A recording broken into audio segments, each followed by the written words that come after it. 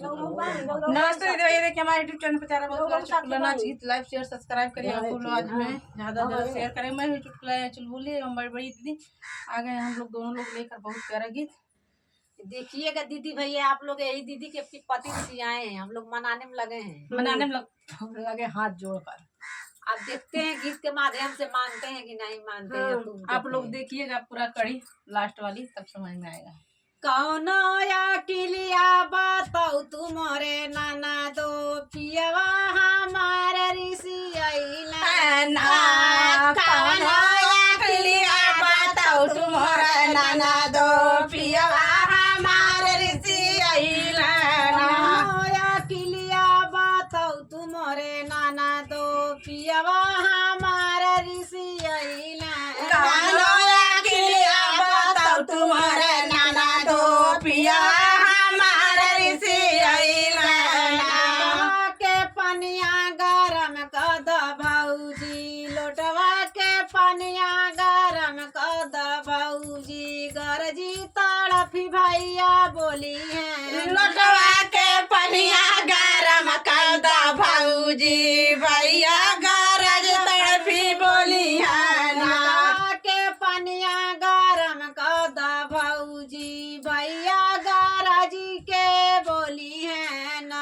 लोटवा के पनिया गरम कर दो भौजी, भैया गरजी के बोली है ना। पिया के निकल के भाई मनावा, तबहू ना बोलल या नारी ना। भाई के किया के निकल गे भाई मनावा, तब ना बोलया नारी ना। के पिया के निकल के भाई मनावा, तबहू ना बोलल या नारी। के किया के निकल गे भाई मनावा, तब ना बोलया नारी ना। पैया बताओ तुम्हारे नाना दो पियवा हमारे ऋषि अइला। कौन पैया बताओ तुम्हारे नाना दो पिया हमार ऋषि अइला ना। पैया बताओ तुम्हारे नाना दो पियवा हमारा ऋषि अइला।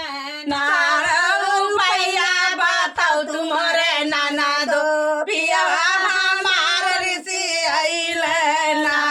मेनू नवा चटक कैदा भौजी, तब ही गरजी भैया बोली है ना। सब्जी मेनू नवा चटक कैदा भौजी, तहे गरज भैया बोली है ना।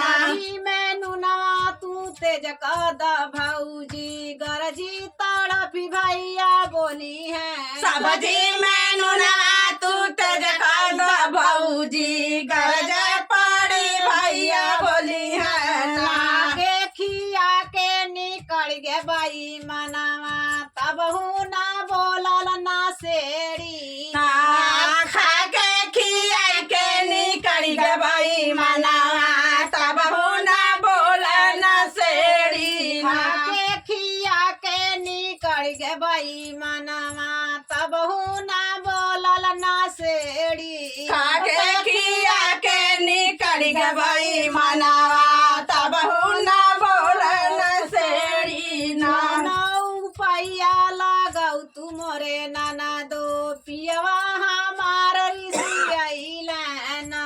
कौनो पैया लगाऊ तुम्हारे नाना दो पिया हमार ऋषि अइला ना। कौनो पैया लगाऊ तुम्हारे नाना दो पियवा हमार ऋषि अइला ना।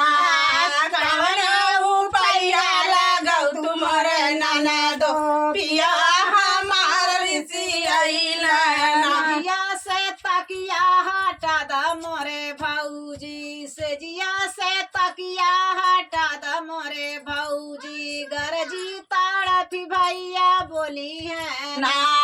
सजिया से तकिया हटा द मोरे भौजी, गरजी तड़फी भैया बोली है ना। से तकिया हटा द मोरे भौजी, गरजी तड़फी भैया बोली है। सजिया से तकिया हटा द मोरे भौजी,